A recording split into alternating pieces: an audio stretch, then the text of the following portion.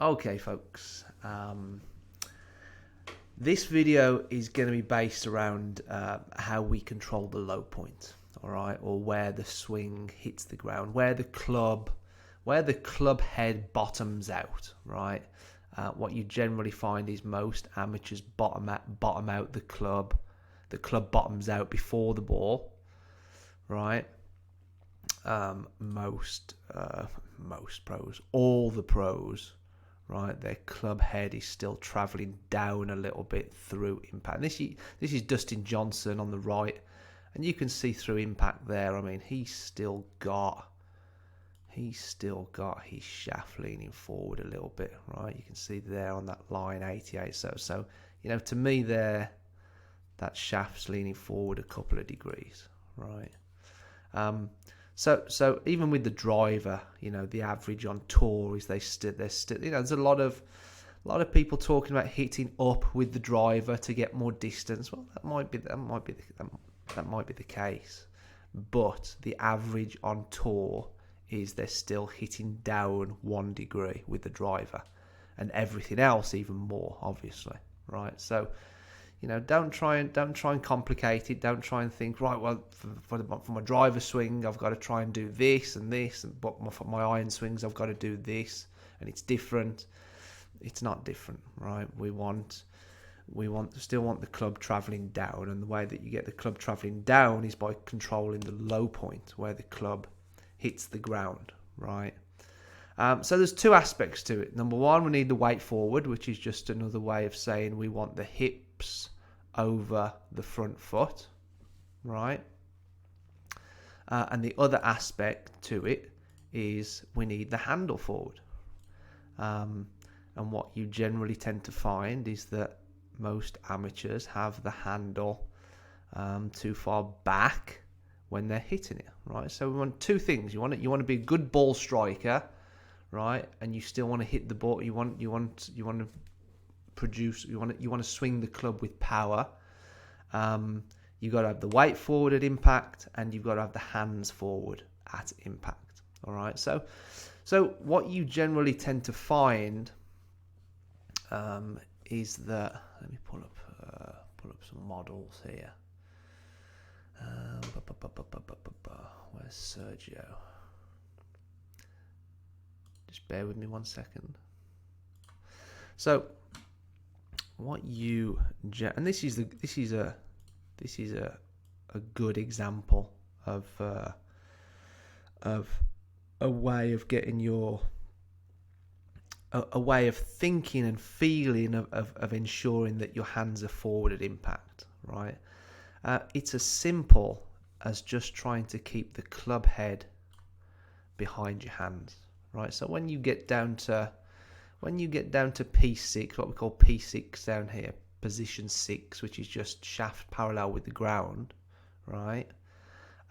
When you're in that position, right, and you can practice it, you can do it in slow motion, right?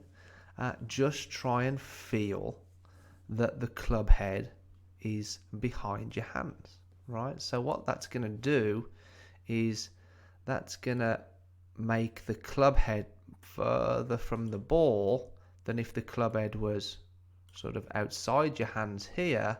Your club head's going to be closer to the ball, so you've got more what we call angular momentum, right, which is more stored power. It's just another way of ensuring that you're going to get plenty of speed when that club head's hitting the ball, right? So once you understand that, just that little drill of keeping the club head behind the hands, then you start to understand what this guy's doing here, right? So this is Alex Noren, right? And you've probably seen him on European Tour, PGA Tour, and they've kind of highlighted his swing and his practice drills a little bit on the Golf Channel. But this is his practice drill. I mean, look what he's doing here. I mean, he's coming down to P6, which is where Dustin Johnson is there on the left hand side. But he's practicing keeping his club head so far behind his hand. It's going to feel a lot heavier, right? Because the club head's behind his hand, right? You're really going to feel a build up in pressure in your trigger finger of your right hand, right? He's really turned out the way, right? So it's almost like at this point he's feeling as though his belt buckle and his chest are facing the target.